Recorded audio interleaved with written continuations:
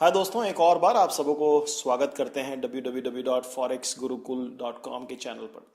आज हम लोग टेक्निकल एनालिसिस क्या है वो देखेंगे और टेक्निकल एनालिसिस का फाउंडेशन क्या है, नींव क्या है वो देखेंगे आज।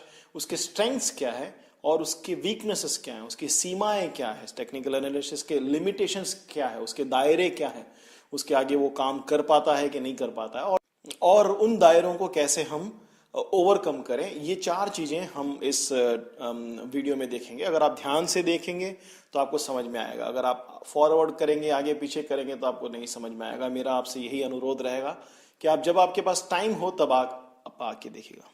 याद कीजिए, जब हम छोटे थे बचपन में और हम लोग डॉक्टर के पास जाया करते थे तो डॉक्टर क्या करते थे आपको याद है? डॉक्टर हमारा नब्स पकड़ लेता था और मुंह में थर्मोमीटर लगा देता था और 10 मिनट तक चुपचाप बैठा रहता था। याद है ना आपको? वही होता था अक्सर। 15-20 साल पहले इतने ज्यादा उपकरण नहीं थे, इतने इक्विपमेंट्स नहीं थे डॉक्टरों के पास जितने आज हैं। तो केवल दो चीजें करता था वो, पहले तो नब्स पकड़ लेते थे और मुंह में एक थर्मोमीटर लगा देते थे। 2 मिनट के बाद डॉक्टर पूछते थे कि हाँ भाई बोलो, क्या है, क्या प्रॉब्लम है आपको।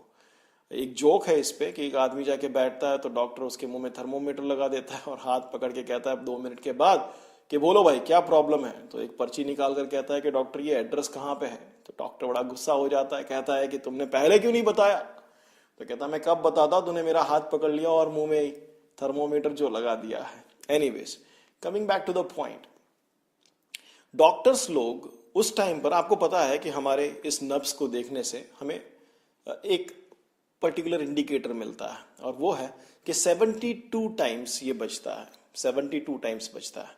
अगर 10 ज्यादा रहा, 82 रहा तो भी प्रॉब्लम है, और अगर 10 कम रहा, 62 रहा तो भी प्रॉब्लम है।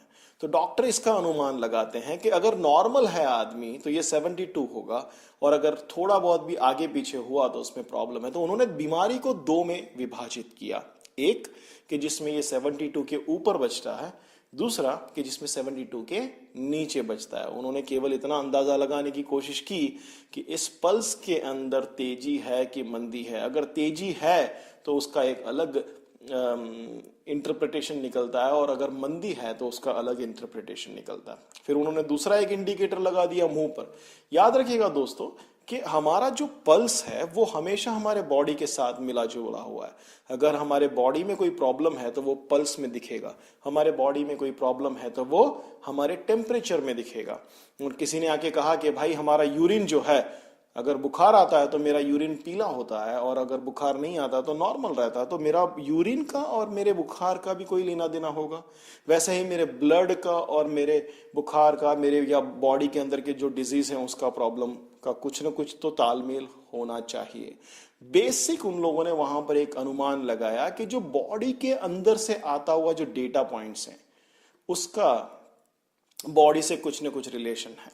मतलब बॉडी से जो बाहर निकल रही है डेटा, वो बॉडी को ज्यादा समझती है इससे कि हम बाहर से अनुमान लगाएं।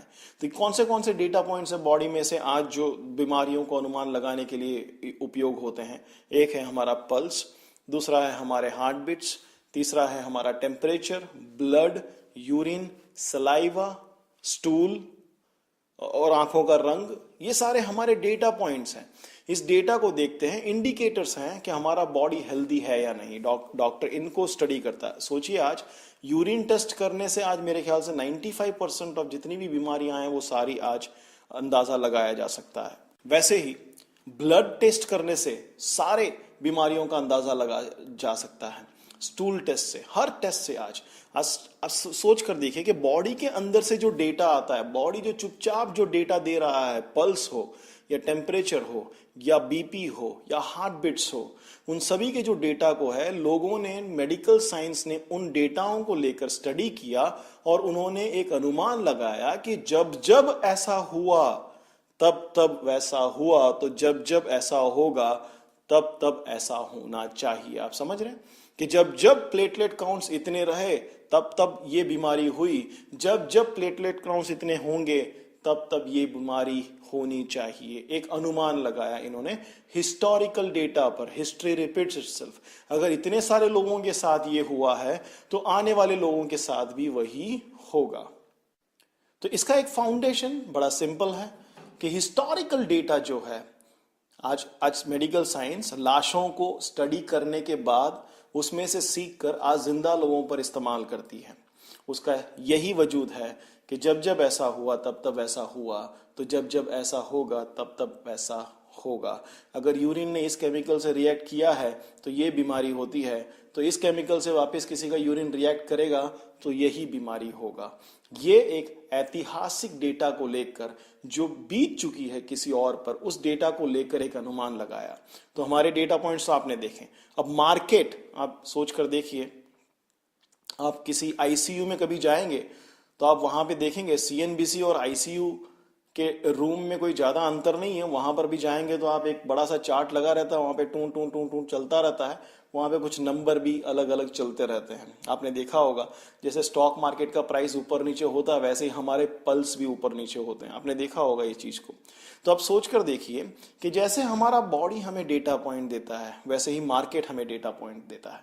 मार्केट भी हमारे उसके डेटा पॉइंट्स को शांति से आराम से प्रतिदिन देता रहता है। ओपन, क्लोज, हाई, लो, सपोर्ट, रेजिस्टेंस, वॉल्यूम, उसके ऑल टाइम हाइस, उसके all time loss, overbought situations, oversold situation, सारी चीजों को जैसे हमारा बॉडी पल्स देता है, हार्ट बीट्स देता है, सब जो चीजें देता रहता है डेटा, उसी तरह से मार्केट भी बिना कुछ बोले देता रहता है।